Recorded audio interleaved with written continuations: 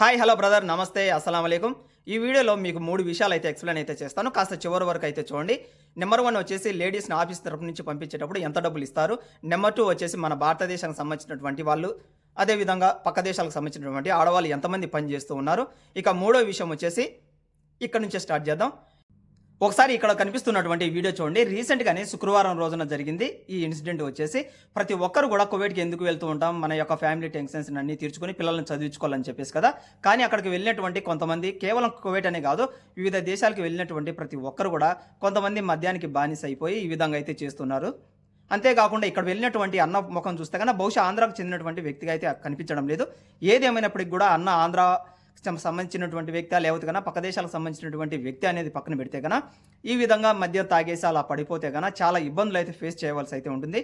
బహుశా ఈ అన్న ఇలా పడిపోవడం చూసి బహుశా ఆయన మరణించాడని కూడా అనుకున్నారంట. కాకపోతే భయపడినటువంటి మనకు ఆంధ్రాకు చెందినటువంటి కొంతమంది వచ్చేసి పోలీస్ వాళ్ళకు ఫోన్ చేస్తే పోలీస్ వాళ్ళు వచ్చేసి తనని మత్తు నుంచి బయటకు తీసుకొని వచ్చి అంబులెన్స్లో తీసుకొని వెళ్ళి ఇప్పుడు ప్రజెంట్ అయితే చికిత్స అయితే చేస్తూ ఉన్నారు. దయచేసి ఎవరైనా కానీ కువైట్కి వచ్చేటటువంటి వాళ్ళు కావచ్చు, పక్క దేశాలకు వెళ్ళేటటువంటి వాళ్ళు ఈ విధంగా చేశారనుకోండి, కేవలం అక్కడ ఏదైతే ఈ విధంగా చేస్తూ ఉంటారో వాళ్ళకు మాత్రమే కాకుండా మన భారతదేశానికి సంబంధించినటువంటి ప్రతి ఒక్కరి మీద ఎఫెక్ట్ పడడమే కాకుండా మన దేశానికి కూడా చెడ్డ పేరు అయితే వస్తుంది. ఇక మీలో ఎవరైనా కానీ మీ ఇంట్లో ఉన్నటువంటి లేడీస్ని ఎవరైనా కానీ ఆఫీస్ తరపు నుంచి పంపిస్తూ ఉంటారు కదా. అటువంటప్పుడు కువైట్కి సంబంధించినటువంటి వాళ్ళు మన ఇండియాకి సంబంధించినటువంటి ఆఫీసెస్ ఏవైతే ఉంటాయి ఎంత పే చేస్తారో తెలుసా? ఒక్కసారి అయితే ఈ స్టేట్మెంట్ అయితే చూడండి.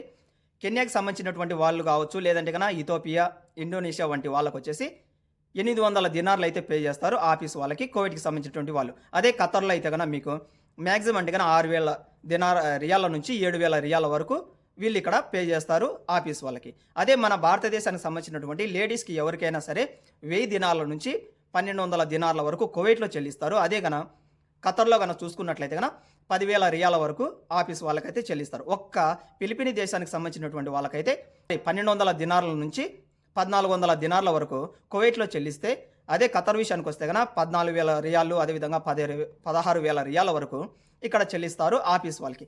ఇక్కడ చాలా క్లియర్గా అయితే నేను చెప్పదలుచుకున్నదల్లా ఒకటి, మీలో ఎవరైనా కానీ ఇక్కడికి వచ్చేటప్పుడు ఒక విషయం అయితే గుర్తుపెట్టుకోండి.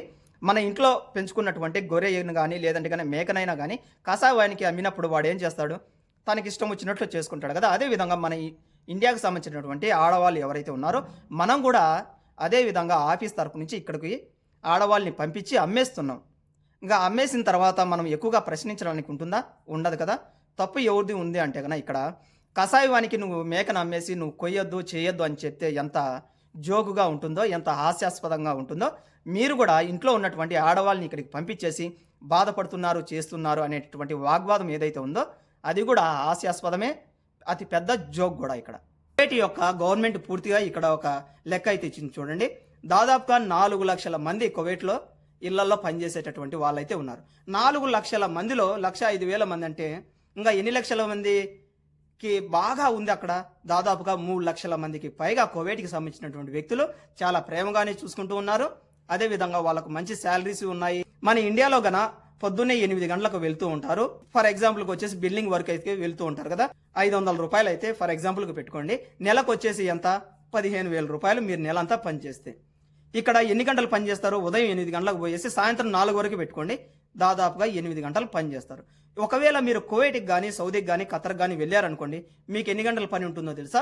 ఉదయం 6 గంటల నుంచి స్టార్ట్ చేస్తే కన్నా రాత్రి 12 వరకే పెట్టుకుని నాన్ స్టాప్గా 12 గంటలనే మీరు చేస్తున్నారే అనుకోండి. మన ఇండియన్ రూపీస్ ప్రకారం 12 గంటలకి ఎంత ఇవ్వాలి మీకు? రోజుకు వచ్చేసి 800 రూపాయల ప్రకారం పెట్టుకుంటే నెలకు వచ్చేసి 24,000 రూపాయలు. మరి ఇక్కడ యావరేజ్గా ఖతర్లో గురించే మనం మాట్లాడుకుందాం. ఒక ఇంట్లో పనిచేసేటటువంటి ఆడమనిషికి ఎంత జీతం ఇస్తారో తెలుసా? స్టార్టింగే మీరు ఒకవేళ గల్ఫ్ దేశాల్లో గన పనిచేసి ఫస్ట్ టైం గన ఖతర్ గన వచ్చినట్లయితే గన 1,200 రియాల నుంచి 1,300 రియాల వరకు స్టార్టింగ్ ఉంటుంది. ఇప్పుడు వచ్చేసి 23 రూపాయల 60 పైసలు ఉంది. 23 రూపాయలతో పెట్టుకున్నా కూడా ఎంత అవుతుంది?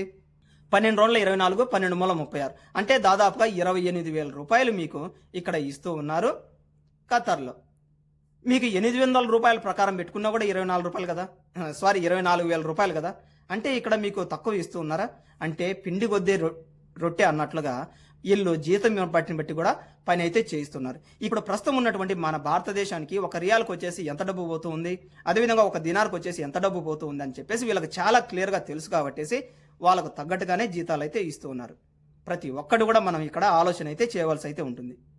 ఏది ఏమైనప్పటికీ కూడా కాస్త పేషెన్స్ ఉండి కేవలం నా ఫ్యామిలీ మాత్రం నాకు ఇంపార్టెంటు, అదేవిధంగా డబ్బులు మాత్రం ఇంపార్టెంట్ అనుకునే వాళ్ళే రండి తప్ప ఇక్కడికి వచ్చేసి మీరు ఏడ్చినా ఏం చేసినా కూడా మీకు సహాయపడేటటువంటి వాళ్ళు ఎవరు ఉండరు తల్లి.